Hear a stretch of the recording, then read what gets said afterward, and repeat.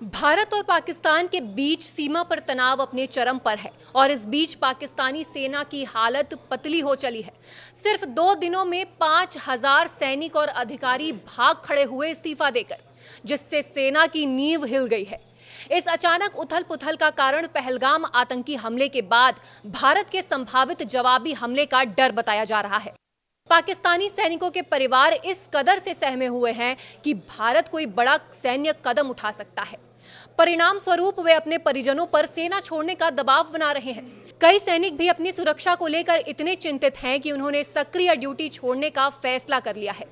सूत्रों के अनुसार कई सैनिक पहले ही अपने घर लौट चुके हैं और अन्य भी जल्द इस्तीफा देने की योजना बना रहे हैं। क्या ये एक पेशेवर सेना की स्थिति को दर्शाता है? पाकिस्तान के बड़े बड़े सैन्य अफसरों की नींद उड़ गई है। 11वीं कोर के commander lieutenant general Umar Bukhari ने सेना प्रमुख जनरल असीम मुनीर को पत्र लिखकर चेताया है कि सैनिकों का मनोबल गिर रहा है। उन्होंने स्पष्ट कहा कि अगर ये सिलसिला नहीं रुका तो भारत के साथ किसी भी संभावित संघर्ष में पाकिस्तानी सेना प्रभावी ढंग से मुकाबला नहीं कर पाएगी। ये किसी भी सेना के लिए शर्मनाक स्थिति नहीं तो और क्या है। आंकड़े तो और शर्मनाक हैं और संकट की गंभीरता की ओर उजागर करते हैं। पश्चिमी सीमा पर तैनात 12वीं कोर से 200 अधिकारी और 600 सैनिकों ने इस्तीफा दे दिया। उत्तरी कमांड से 100 से अधिक अधिकारी और 500 सैनिकों ने अपनी पोस्ट छोड़ दी।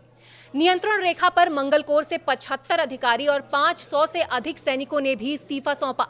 इतनी बड़ी संख्या में सैनिकों का ड्यूटी छोड़ना न केवल कमजोरी दर्शाता है, बल्कि सेना की विश्वसनीयता पर भी सवाल उठाता है। पहलगाम हमला, जिसमें 26 लोग, ज्यादातर पर्यटक मारे गए, ने इस डर को और बढ़ा दिया। इस हमले के लिए पाकिस्तान समर्थित आतंकी संगठनों को जिम्मेदार ठहराया जा रहा है। भारत ने जवाब में सिंधु जल संधि को निलंबित कर दिया और कड़ा रुख अपनाने की बात कही। भारत के इस सख्त रवैये ने पाकिस्तानी सैनिकों और उनके परिवारों में खौफ पैदा कर दिया है।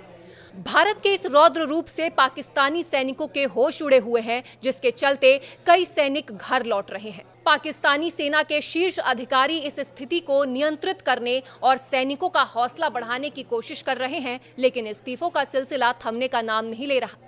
एक ऐसी सेना जो खुद को क्षेत्रीय ताकत बताती है, उसका इस तरह डर और अनिश्चितता के आगे घुटने टेकना न केवल निराशाजनक है, बल्कि ये भी सवाल उठाता है कि क्या वो वाकई किसी बड़े संघर्ष के लिए तैयार है।